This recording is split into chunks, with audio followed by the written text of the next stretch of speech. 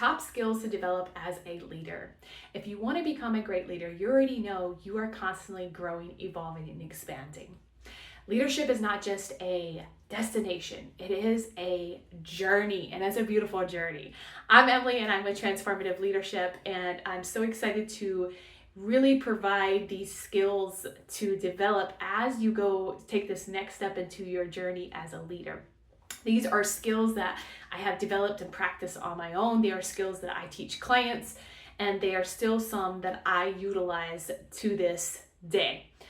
The very first one is learning to lead yourself. If you watch a lot of my content, you know I'm a huge fan of being a leader of self first.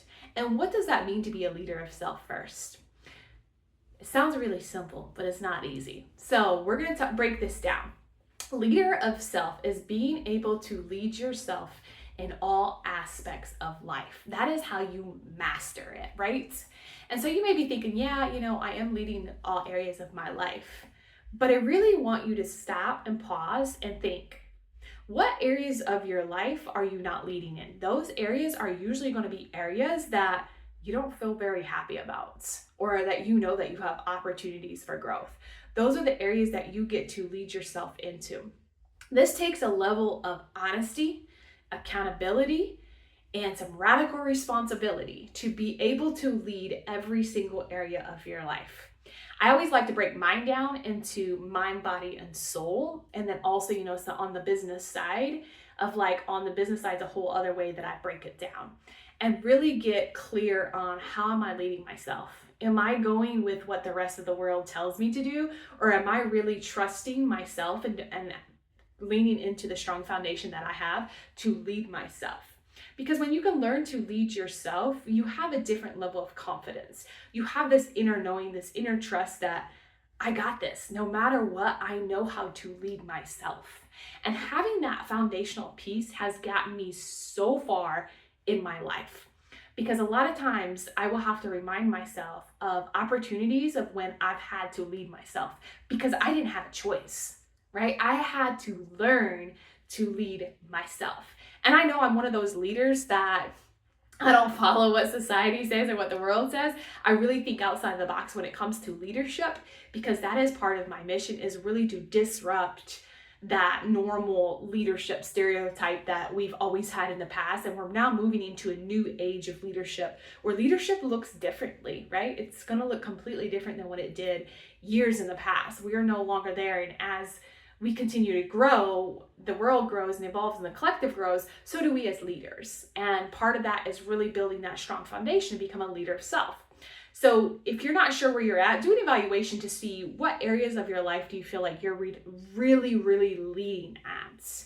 And then what areas in your life do you feel like you ask a lot of advice for that you don't know how to navigate.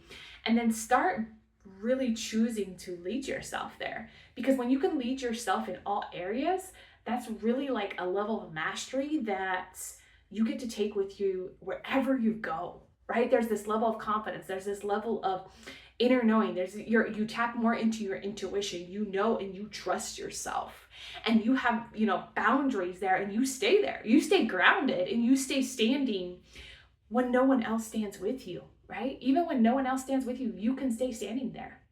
And that is a powerful, powerful tool as a leader, because there are going to be times you are going to be tested. You are going to be tried. Your faith is going to be tested, and you're going to be like, I don't know if I can continue.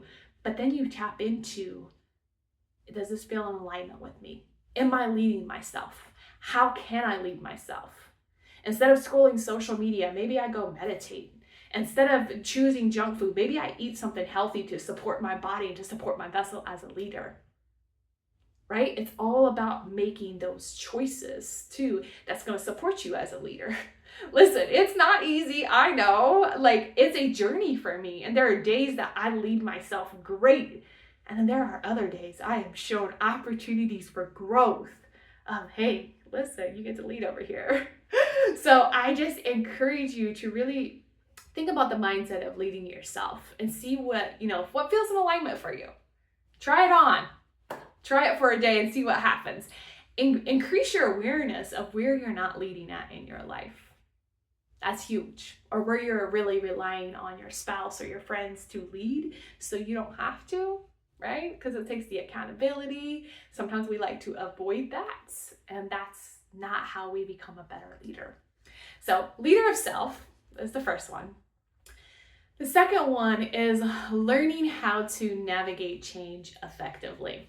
Hello, change. Man, if I had to say one thing that I got really, really good at a young age is learning to navigate change. Most of you know my story of leaving the Amish culture at 17, jumping out a 2-story house window in the middle of the night and never looking back. That was my first journey of learning to lead through change. And wow, was that a huge change. It was a culture shock. It was huge. I had no idea in that moment that that was such a pivotal moment for me to learn how to navigate change, to really understand. And now as I look back, I'm like, wow, that took so much courage, so much faith, so much strength for me to do that. I didn't see that in the moment. Literally all I saw in the moment was fight or flight, right? Survivor, like let me get out and let me figure this out on my own.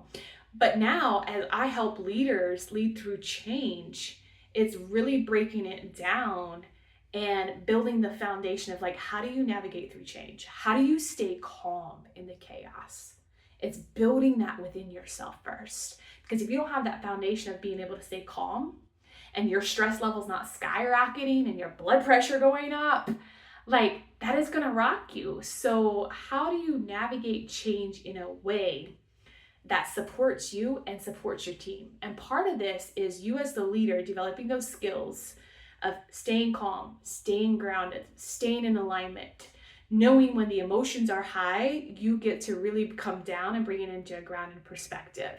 Knowing that when emotions are high, things are going to be said and things are going to be taken at a different way, right? Knowing that you get to navigate this way in a calm perspective. So when you do this, your team also reflects that, right?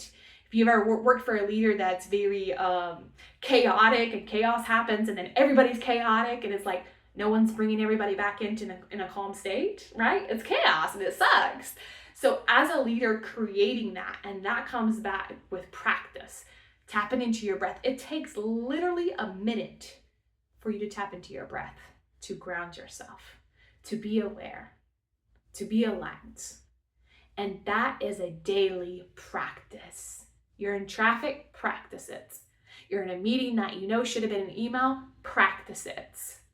Trust me, you got opportunities all over to practice staying calm, staying grounded, and this impacts the way that you lead through change. The other side of that is also when you lead through change, having systems and processes in place, knowing what's your go-to, looking at the data, looking at the gap analysis, having those tools and knowing which ones you're going to select in that moment. Because when you have change, sometimes you have to think real quickly, and other times you can plan for those changes, right? So it's really having tools in your back pocket that you can grab, be like, you know what, we're going to use this to navigate this change. We know this change is coming, or maybe we don't know, and now we can react quickly. Being proactive and knowing how to navigate change is going to get you really, really far.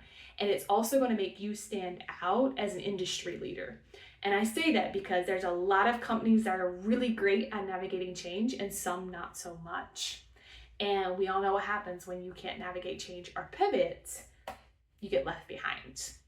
So develop the skills of navigating change effectively.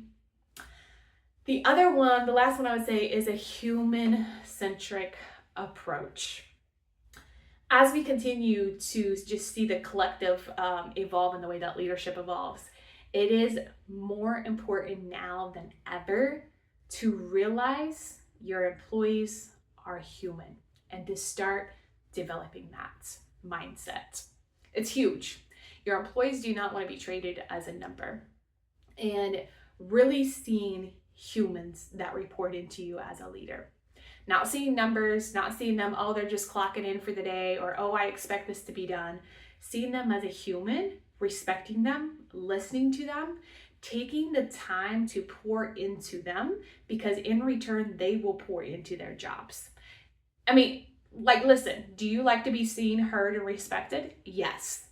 so do your employees. And this is going to be a huge, huge thing. I just actually read a Forbes article about how in 2025, businesses focus, one of their main focus, and it was in the top 5, and it was top 3, where the third one was a human-centric approach. Mental health. What are you doing for their mental health? How are you giving them flexibility? How are you managing that? And this is also why we as Transformative Leadership has been teaching leaders on how to create KPIs based off this. So how do you start engaging your employees and start making it a more human-centric workplace, right? Because that's going to be huge. And that's one of the skills you get to develop as the leader is how do we start going ahead? And I may do a longer video on this because I'm very, very passionate about this. And the way that it's showing up in leaders is you get to navigate this change. And this is really the approach of learning a new way of leading, because no longer do leaders put themselves on pedestals. That's not going to work.